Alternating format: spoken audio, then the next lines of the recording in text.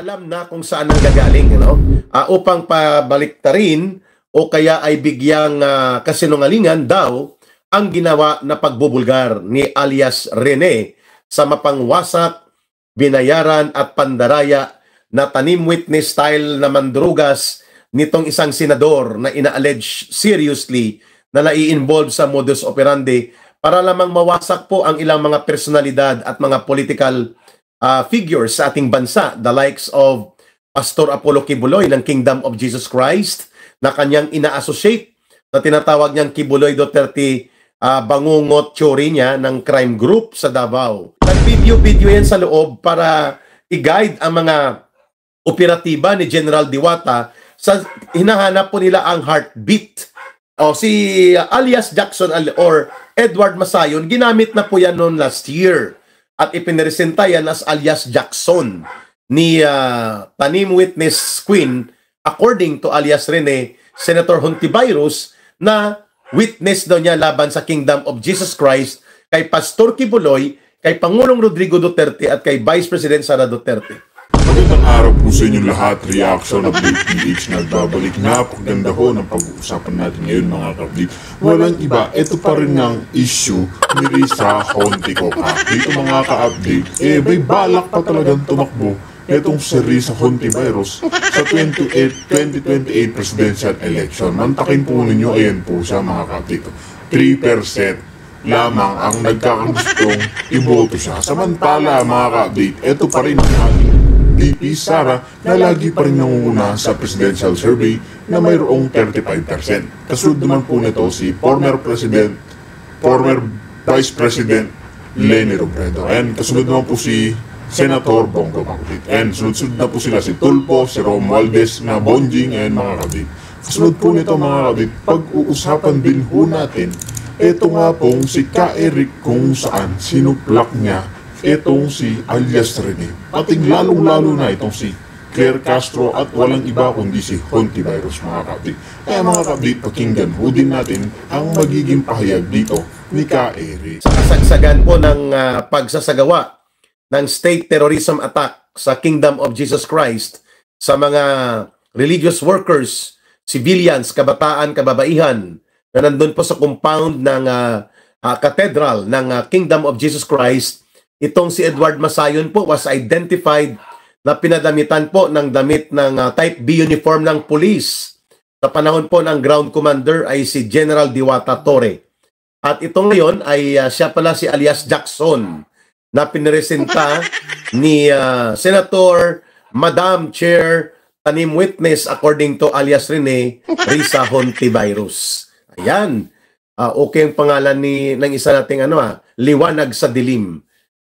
Katangahan mo kung ano ang sinasabi mo. Wow, tanga daw tayo. E di ikaw na ang magaling at matalino. Puro abnormal mga followers mo. Ba't nandito ka?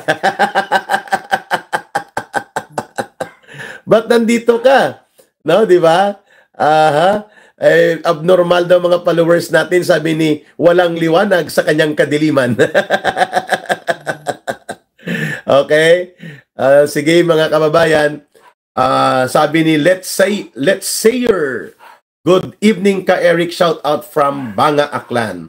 Yan po ang pag-uusapan natin, no? Hindi po natin pinapatulan yung mga trolls, yung mga zombies na pinapakawalan po para magsabotahe sa ating mga live stream sa YouTube, sa Facebook. Hindi po tayo nagmumura. We are not like that, no? Hindi po tayo parang pareho na rin nila na mapipikon sapagkat mawawala po tayo sa isang prinsipyado, matino, matuwid at may paninindigan na pagtatalakay sa mga makabuluhang issue. Ayos! Hindi naman tayo impeachment kay next year naman. Sabi ni Oscar Palek para may 150 million naman. Tama po kayo. Negosyo kasi yan ng mga politikong pulpul at mga magnanakaw sa Kongreso ang pagpapasa ng mga impeachment nila, mga kababayan. Okay? So, sino po itong dalawang taong ito na na-present pala ito ni Madam Chair tanim witness modus operandi na binulgar ni alias Rene? May dalawang pangalan ngayon na umiikot sa Mindanao upang mag-recruit at magtanim witness pa na ginamit na po ito sila, itong nagpapulis-pulisan na si Edward Masayon alias Jackson at ginamit ito nila General Diwata Torre na pauniformihan po ito ng may mga video ito na-identify ito ng mga manggagawa sa ministry ng Kingdom of Jesus Christ na pumasok po ito sa compound sa kasagsagan po ng 16-day notorious state terrorism attack ng nakaraang taon 2024, itong alias Jackson na si Edward Masayon. Ayun po pala mga kapatid. Pinagsuot pala nila ng pang-pulis etong si Edward Masayon. Nang sa gayon, mapasok talaga nila etong ang compound ni Pastor Kibuloy. Di ba mga kapatid? Gagawan talaga nila ng kataruntaduhan o kahit ano para lang nila makalkal o makakuha ng ebidensya dito kay Pastor Apollo Kibuloy. Mga kapatid, hindi naman tama dapat sa ganyan, di ba? Susuplungin mo yung tao, tatarantaduhin mo pa. Mantagin po ninyo, magsusuot pa sila ng pampulis itong hayop na bayaran na to. Di ba? Maganda naman ang tinrato sa kanila ni Pastor Kibuloy, pero ganyan ang ginanti nila. Mga taong walang pag-iisip, mga kapatid. And of course, itong si Juar Olemba alias Jerome, no? Pero ito recruited according sa kay alias Rene, identified niya rin po ito na mga ginamit, binayaran at ngayon po at involved sa tanim witness, recruit tanim witness pa rin na ginagawa ngayon, alam na kung saan ang gagaling, no?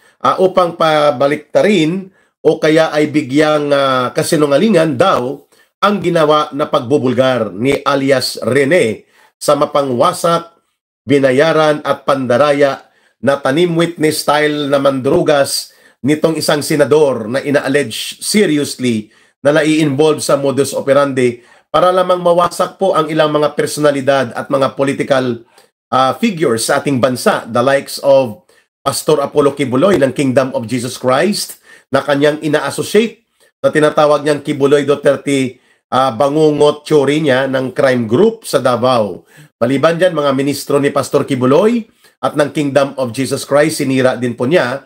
Of course, si former President Duterte at si Vice President Sara Duterte sa pamamagitan po ng kanyang bogus one-woman show na puno ng tanim witnesses na may dalawa pang lumabas, alias Jackson, Edward Masayon ang pangalan, na totoo, Juar Olemba alias Jerome, na ngayon po ay nag-ooperate para mag-recruit.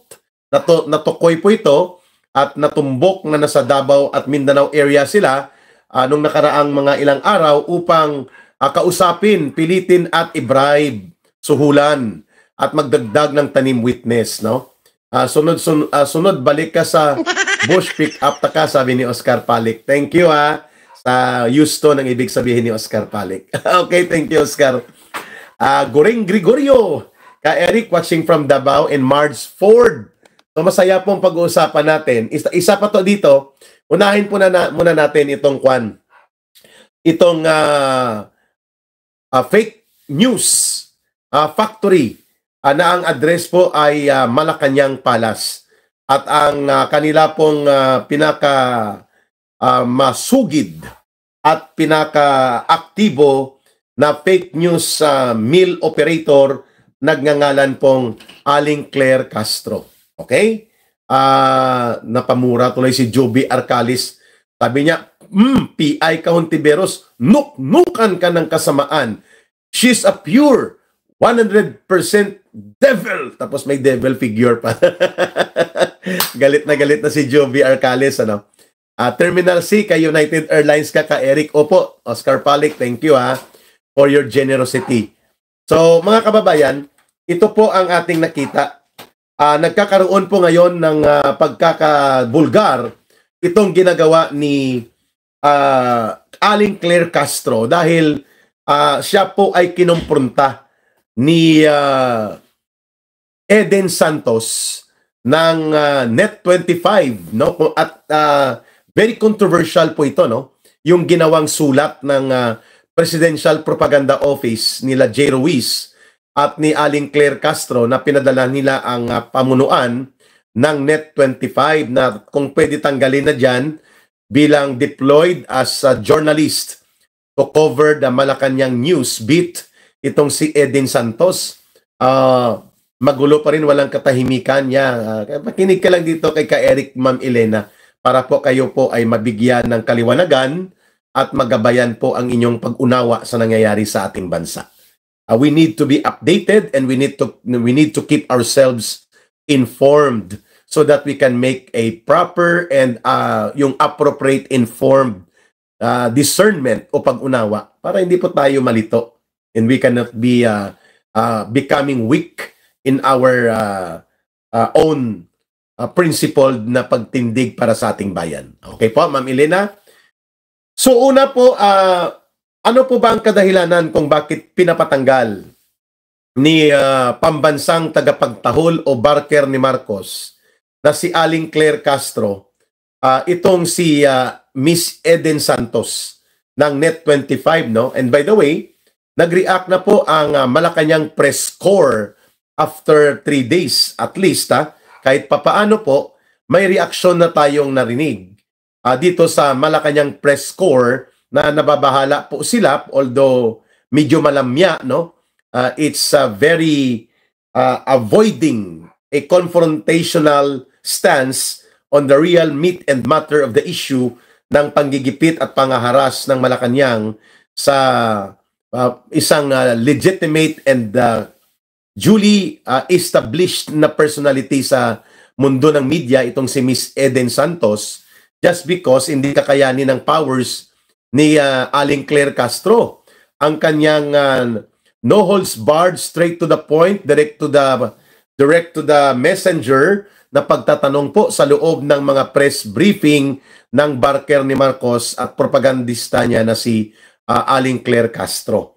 So, nag-react po ang Net25 management at sabi nila, pinapanindigan po nila ang integridad at ang pagkatao ng isang lehitimong journalist. No, Ma'am Emmy, tama po kayo. Si Auntie Claire ang dapat na alisin kasi kailangan niya ng tulong para kumalma po, nagpapanik attack na eh. Tama po kayo, Ma'am Emmy. That is also observable in the demeanor of Aling Claire Castro. Nagpanindigan po, nanindigan mga kababayan, ang Malacanang press corps na hindi po tama na parang ginigipit, ginigipit talaga. Hinaharas o ini-intimidate po ng Malacanang, lalo na ng Presidential Propaganda Office, thank you Renato sa pagsubaybay po ninyo, ang mga may pagkakritikal na mga uri ng pagtatanong at interaksyon ng ilang mga miyembro ng Malacanang press corps, particular po itong si Ma'am or Miss Eden Santos. Ayun. Baka makardiac arrest na daw si Claire Castro dito sa direktahang pagtatanong na hindi niya masasagot, no? Halimbawa, una, sabi niya, grabe ang boses niya, no? She has a very shrill voice, so irritating and so overflowing with arrogance, no? And full of herself, no? Punong-puno sa sarili niya. Pag nagsalita po itong si Aling Claire Barker Castro, no? Sabi niya, ngayon, mayroong 4,027 na mga barangay cleared as free from drug problem sa buong bansa. Oh, grabe ang shrill voice niya, overflowing sa kahambugan at pagkaarugante. Ngayon, tinanong siya ni Miss Eden Santos, Ma'am, pwede po ba naming malaman saan o ano-anong mga barangay po ito para maiulat din natin itong tungkol sa pagkaka-clear ng naging drug-free ang mga barangay na ito as you are declaring right now. Saan po ito? Anong mga lugar ito? Alam nyo kung ano ang sagot ni Lola Claire Castro, ang propagandista barker ni Marcos. As of now po, wala pa tayong detalye hinggil dyan. Ito pa lang po ang ating impormasyon. Pero, grabe na po ang naghuhumiyaw niyang pagka-excited niya. No, mga kababayan, wala palang address. Hindi man lang niya matukoy ni isang barangay. Hindi ba katawa-tawa yun? Di ba yun ay lantarang hindi ka panipaniwala? You are declaring to the whole world na na-clear na sa drug problem ang 4,027 barangays. Samantalang nang tinanong ka saan po ito, ang mga example nito, anong address, para po maibalita, maisulat din. Nako, mga kababayan, yun po ang nangyari ngayon. Wala pa po tayong detalye tungkol dyan. Ito pa lang po ang ating datos. Mga kababayan, this is very ridiculous and this is at the same time as scandalous as it can. Ito pong mga pahayag na ito. Hindi po ba niya alam o nagbubububuhan lang siya na noong bumaba po si Pangulong Duterte as early as bago pa siya bumaba, April of 2022, ay nadeklara na po ng PDEA at ng mga karampatang agencies ng gobyerno ang Joint Consolidated Report of Drug Clearing that there were already 76,000 barangays. No? Mga kababayan, or 76%, that means mga 26,000 barangays. Tama ba? Around 76% ng mga barangay. We have 42,000 barangays nationwide. Mga 42,025 barangays. No? Siguro kung idadagdag mo yung barangay Claire Castro, na tatlo lang naman yung tao dyan, si Claire Castro, yung kanyang PA, yung taga-abot tubig at kape niya, at yung kanyang taga-abot ng mga fake news niya. So tatlo sila, Barangay Claire Castro ang tawag doon. Kaya kung mayroon pong 42,025 barangays sa buong Pilipinas, idagdag mo ang Barangay Claire Castro. De facto barangay po yon. Pag sinabing de facto, not created by law, but existing as a creation or as a proof of fact or a proof of experience, no? De facto. Kaya kung mayroon pong nakatala na mga 42,025 barangays, so ulitin po natin, ang 42,026 na listahan ng barangay na yan ay ang Barangay Claire Castro na nasa loob ng Malacanang. Tatlo po ang nakatira doon, ang kanyang PA na taga-abot kape at tubig niya at ang kanyang taga-abot ng fake news. No, siyempre, ang probinsya niya o ang munisipalidad o syudad niya, yung Malacanang, yun talagang pinaka-city of fake news ngayon. Hindi kaya ni Claire si Miss Eden Santos. Opo, bagay sa kanya yung Barangay Claire Castro. Tatlo lang sila.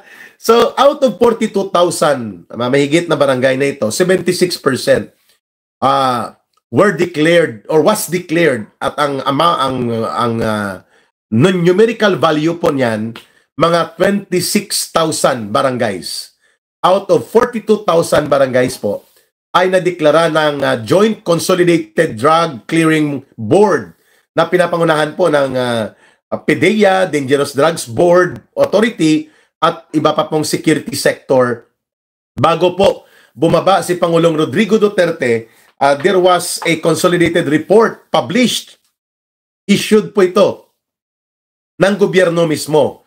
At ito ay nagpapakita na 2022 pa, mahigit na po sa 26,000 barangays ang nadeklara na drug-free ang lugar nila. So saan ang galing po na puno ng mangga o saang dahon ng bayabas pinitas ni Aling Claire Castro, itong datos niya na 4,027 barangays ang na-clear daw sa ilalim ng gobyerno ni Marcos from drug problem. Nang tinanong siya, nako, wala siyang maipakitang barangay, mga kababayan, at wala siyang datos kung saan at ano ang address. Kaya pinagtawanan siya. Napahiya ang Lola Claire Castro sapagkat ang kanyang pagsisinungaling, ang kanyang mga paglulubid ng mga propaganda niya sumabog at sumambulat sa kanyang sariling pagmumukha. Literally, it imploded upon nag-implode sa sariling barangay Uplok, kulang-kulang, sabi ni Elmer Mercurio, ang barangay ni Claire Castro, barangay Bugok. Mga kababayan, if you have the data that has been produced out of validated information, madali po ang pagsagot. Sabihin niya, ang mga pangalan nito, cleared na po ang barangay sa paligid ng Malacanang kahit na noong nakaraang 3 buwan ay nagkaroon po dyan ng drug raid at dyan po ay nakikita ang bintahan kaliwat kanan ng shabu sa paligid ng mga barangay ng Arlegue at sa paligid ng Malacanang. Cleared na po ngayon yan. Oh, hindi nga niya mapangalanan, ano?